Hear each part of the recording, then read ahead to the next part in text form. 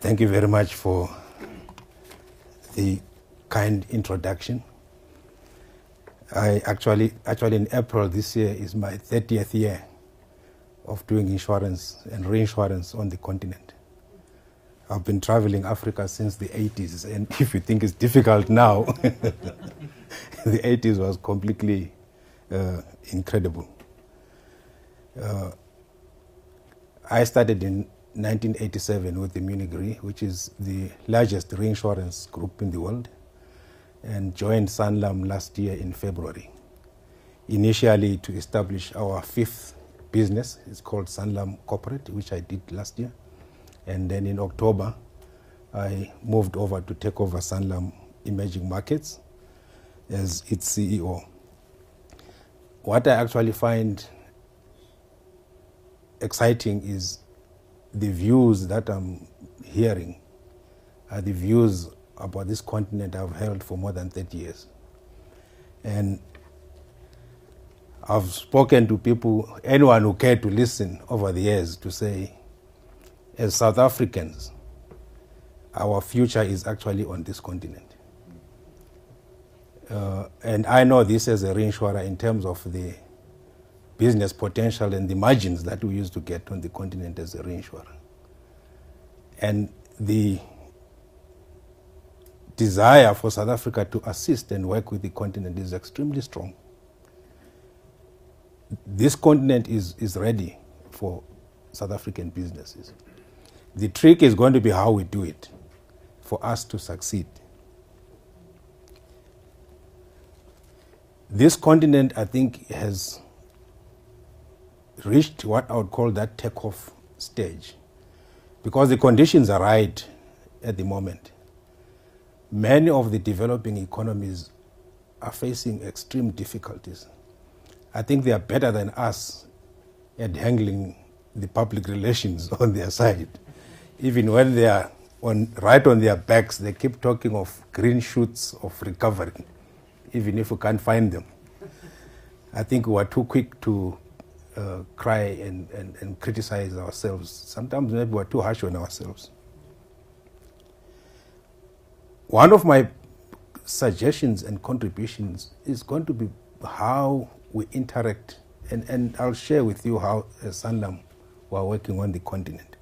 How we work with our partners on the continent, particularly as South African businesses.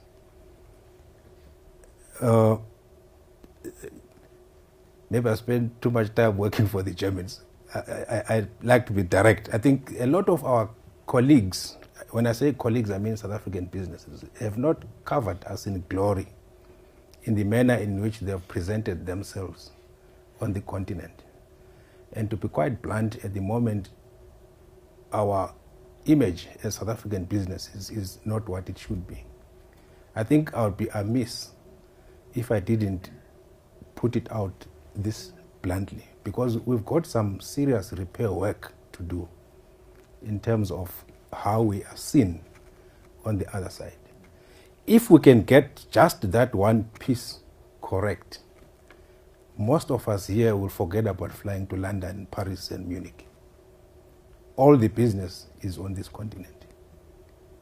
The margins on this continent, you are not going to find them in many other markets, which is why you find now almost every developed and developing or emerging market, whether it's the Chinese, the Brazilians, the Russians, they are all flocking to this continent. And for me, it will be a tragedy if they beat us in our own backyard. So it's important that I put it out there.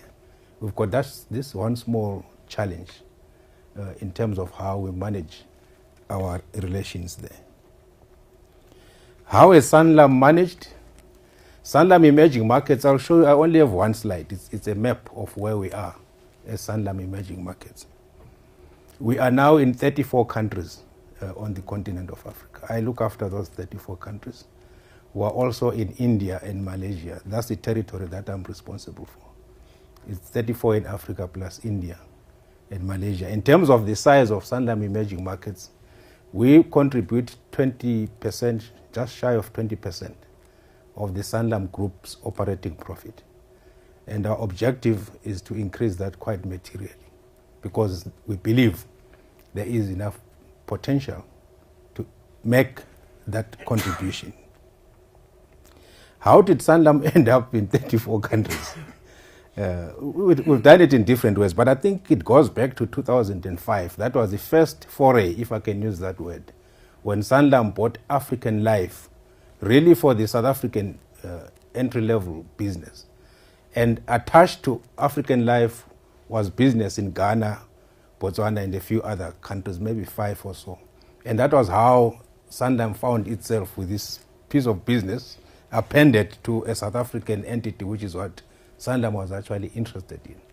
And there started the interest to look further. And then through acquisitions, the group started acquiring in different countries, partnering with Nico in Malawi and other countries. By 2016, we were in 19 countries, mostly in this English-speaking part of Southern Africa, Eastern Africa, a few of the Portuguese-speaking countries as well. And then we went into a discussion with a Moroccan group. You might have heard of a group called Saham. Morocco is the second largest insurance market outside of South Africa on the continent. And Saham is one of the bigger groups.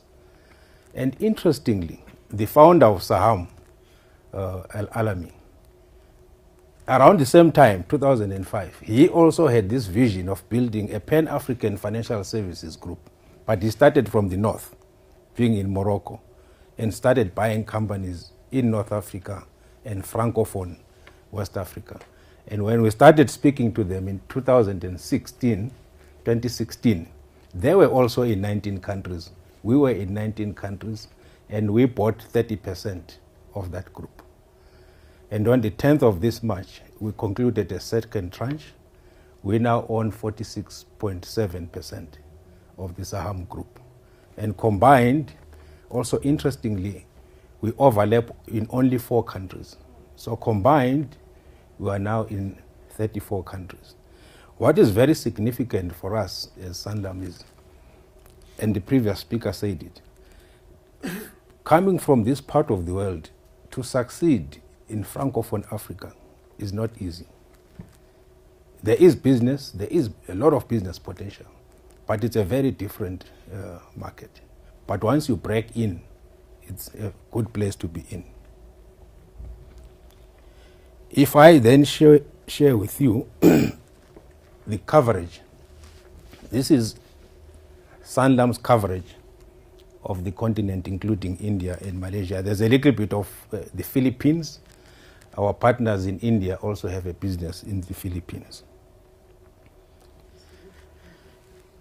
We have a very simple business model, and it is premised on 2 things. Sanlam is going to turn 100 years old next year. In those 100 years, the group has learned a lot about the technical side of business. We accept that. But what we also accept is when it comes to the geographies, we know pretty little about running businesses in all the 34 countries. There's absolutely no way, even with my 30 years of experience, that I can pretend to know how to run an insurance company better than a Tanzanian in Tanzania. So our operations in all the countries we are in, we work with partners. We have local partners. Saham is a little bit simpler because they covered more countries, but even there, they have local management running all the local companies. And the same on our side, wherever we have our partners, the management is completely local. And then here in South Africa, under Sanlam Emerging Markets, I've got a team of close to 100 people, almost 50-50 between Johannesburg and Cape Town. And the sole function of that group of people is not to try and run the businesses for our partners. It is to support them. So we've got actuaries, we've got accounting people, we have a team, we call them operations, but mostly they deal with computer software for running the businesses. When our partners need to change their computer systems or upgrade them, we support them from here. if you run an insurance company, in many cases, you won't change your system maybe once in 10 years. And you'll never accumulate enough experience in that one event. Whereas my guys here do it for a living.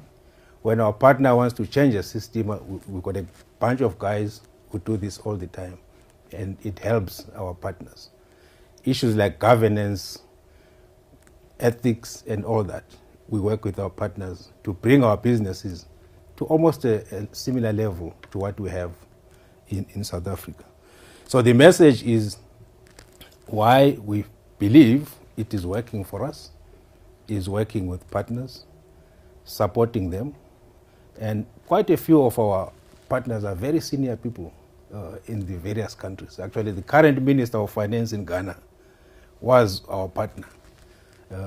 He had to step down when he was campaigning only recently. That is one of the key things. And then we now have the geography. The question then is what do you do with it?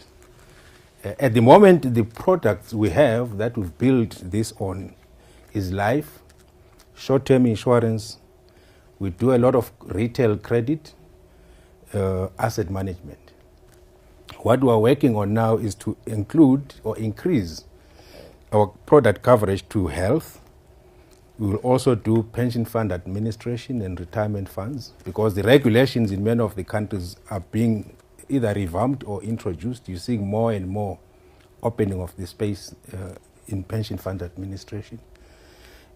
A few weeks ago, we bought the largest East African asset management company, Pine Bridge. They are the largest in Kenya as well as Uganda. Again, that's the organization we're going to use to expand our presence in asset management.